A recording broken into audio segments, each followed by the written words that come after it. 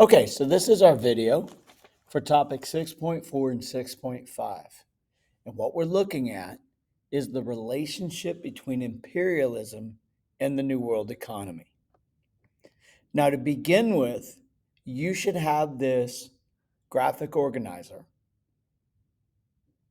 If you haven't done so, stop, press pause, and fill out the 1450 to 1750 side.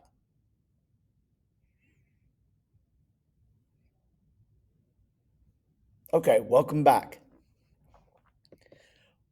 When we look at this unit, what we're basically talking about is the consequences of industrialization. So we have three main consequences. Imperialism's the biggie, the spread of nationalism, and finally migration. And when we look at the motivations of imperialism, we're looking at the economic need by the industrialized countries for markets to sell their mass produced goods, resources that they don't have, and also investments to build infrastructure. And what they're using to justify it is the idea of social Darwinism, the idea that they have the right to do this, and the idea of the mission of civilization, to bring their advanced civilization to these people. So when we talk about who is involved, well, the strong nations, we're looking at England, France, the United States, Germany, I guess I'll throw Italy in there, Russia, nations like that that are going to Asia, going to Africa, going to the Pacific, and going to the Americas, and essentially dominating weaker nations politically, economically, and culturally. So when we talk about how they responded, some natives responded through direct revolt or direct resistance. Some tried to westernize, creating new states on the periphery, and some used religions to drive protests and revolt movements. So specifically today, we're zooming back out and we're revisiting the world economy, the one that was built through the age of exploration. So we want to know how imperialism changed the world economy during this time period. So the first thing we're going to do is we're going to do a little bit of reviewing. Then we're going to look at the two big changes. One change is going to be the development of economic imperialism, and then the other change is going to be the development of export economies. Then finally, we're going to go back to the chart that you should have already filled out, and we're going to take a look at what we should put. Now, our claim is basically this. From 1750 to 1900, the world economy was made up of producers and providers, featuring strong nations using imperialism to bring weaker states under their control and practice economic imperialism to gain resources, food, and markets. This served the economic interests of the strong nations, but turned the weak nations into export economies.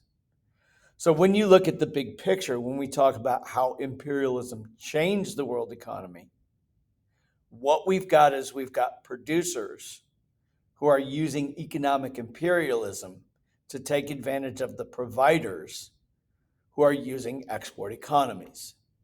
That's the general idea of what we're looking at. So we go to the world here.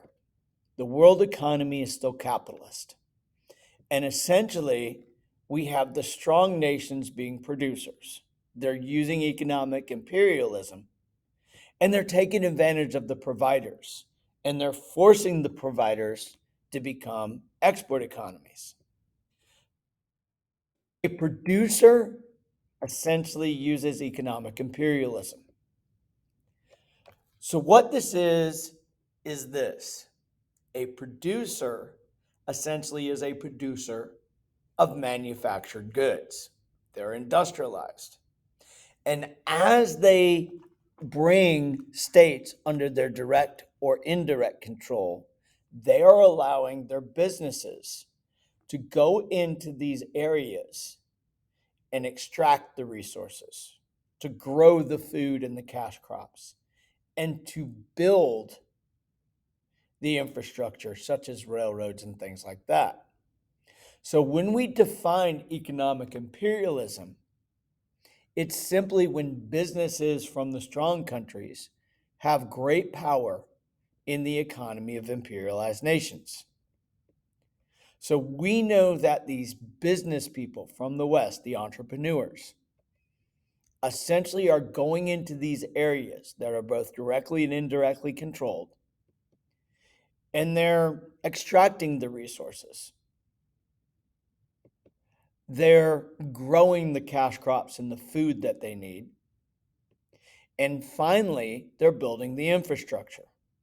So essentially, what's happening is the producer nations are sending a class of entrepreneurs into these imperialized nations to create the businesses so they can get the resources, so they can get the food and the cash crops, and finally they can build the railroads to extract them. So this is our best example.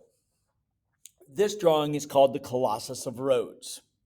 The gentleman you see standing before you is Cecil Rhodes, and Cecil Rhodes was the president of De Beers Diamonds. He literally went to Africa, mostly as a semi-poor man, and started a diamond company that he made lots and lots and lots of money on and became very wealthy. Now remember, he's English, he's not from Africa. Well, in this, what he is trying to do is he's trying to convince the British to build a railroad from his right foot, which is in the British colony of South Africa, all the way to his left foot, the British colony in Egypt. And not only is he trying to get the British to do that, it would be his business that would build it. What the British government needed to do is to get the land in between. So this is an example of economic imperialism because, first of all, he owned a business that extracted resources, diamonds. He also owned a business that built railroads, and he's trying to convince the English government to get him the land so he can build the whole railroads. Now, this took place across the world during imperialism. It's also very similar as to how the French went in and built the railroads in Russia, the Trans-Siberian Railroad, and how the Japanese industrialized. Now, what that does to the weak nations is that makes them export economies. So when you talk about the need for raw materials for factories, the need for food for the growing population, the need for cash crops, what we're basically doing is we're forcing these nations to produce these things. So some examples. Egypt is forced to become the leading cotton producer in the world. Rubber, a key resource, is extracted from the Amazon, the Congo, and in Southeast Asia. Palm oil comes from the colonies of West Africa. Guano, which is essentially bird and bat poop, is extracted from Peru and Chile. Meat from Argentina and Uruguay. Diamonds from Africa.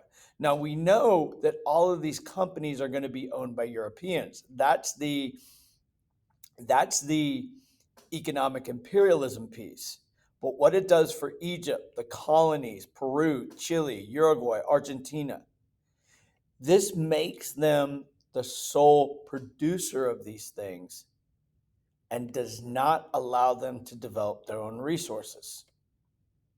So when we look at it a little bit differently, all of these areas produce something and they specialized in producing these things to sell on a world stage.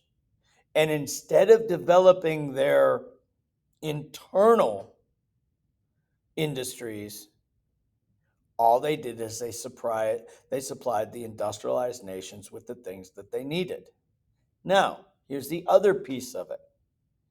When they would sell these, They would take the money and the money earned by the workers who work for these companies, and they would buy manufactured goods from the industrialized nations.